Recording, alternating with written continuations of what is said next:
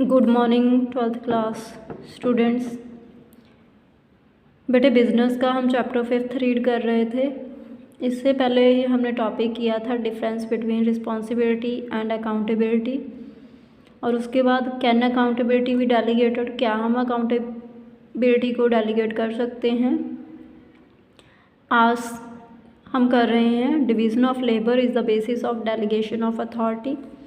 ये आपका पार्ट 17 है चैप्टर 5 का। Delegation of authority. Delegation of authority means to provide for needed authorities to subordinates for the successful completion of their job और responsibility.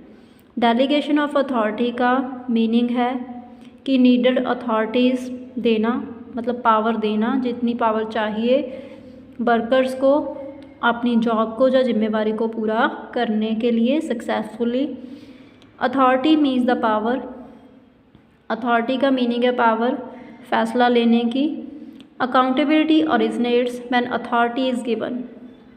Accountability तब पैदा होती है जब अथॉरिटी दी जाती है, पावर दी जाती है किसी जिम्मेवारी को पूरा करने की। Accountability refers to answerability. Answerability होती है वर्कर की, सबॉर्डिनेट की, टूवर्ड्स हिज सीनियर, अपने मालिक के प्रति या अपने ऑफिसर के प्रति, अपनी वर्क परफॉर्मेंस के लिए। Division of labour.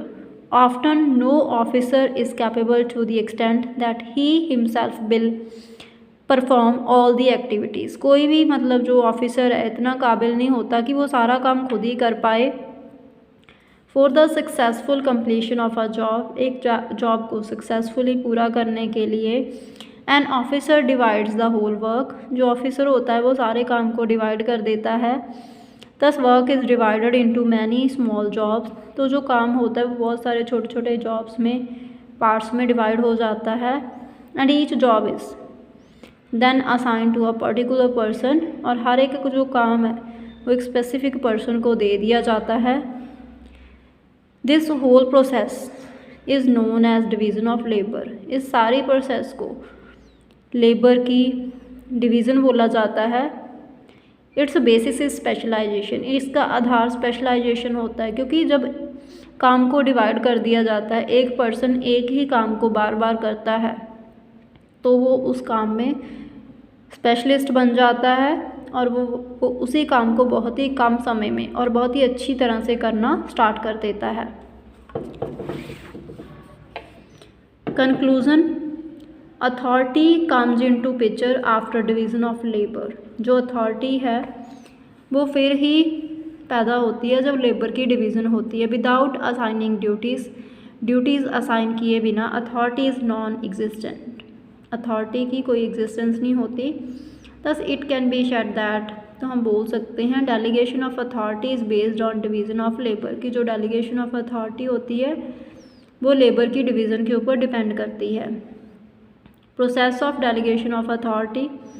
The three elements, तीन जो एलिमेंट्स हैं, responsibility, authority and accountability of delegation process are completed in the following serial order. ये तीनों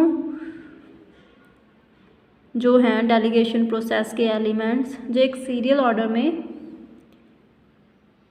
कंप्लीट होते हैं। पहले रिस्पॉन्सिबिलिटी असाइन की जाती है, फिर अथॉरिटी दी जाती है, फिर अकाउंटेबिलिटी फिक्स की जाती है।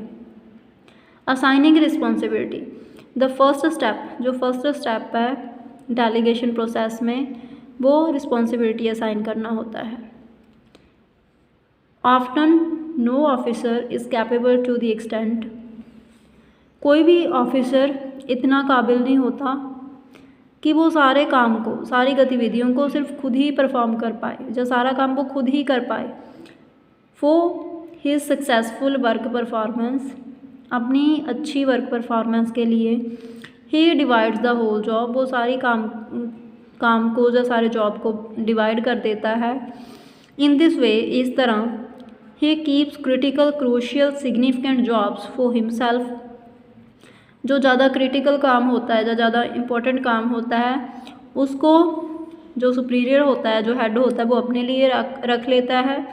और बाकी जो मतलब थोड़े कम इम्पोर्टेंट काम होते हैं वो अपने वर्कर्स को डेलीगेट कर देता है। वाइल असाइनिंग जॉब रिस्पॉन्सिबिलिटी, जब जॉब या रिस्पॉन्सिबिलिटी सौंपी जाती है वर्कर्स को, their capability and skill are kept in mind, तो उनकी कैपेबिलिटी या जो स्किल होता है उसको दिमाग में रखा जाता है।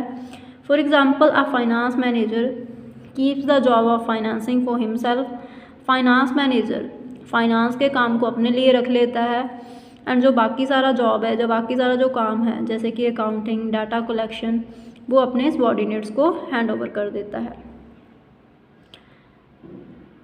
बेटे आपकी ये वीडियो कंप्लीट है। Thank you.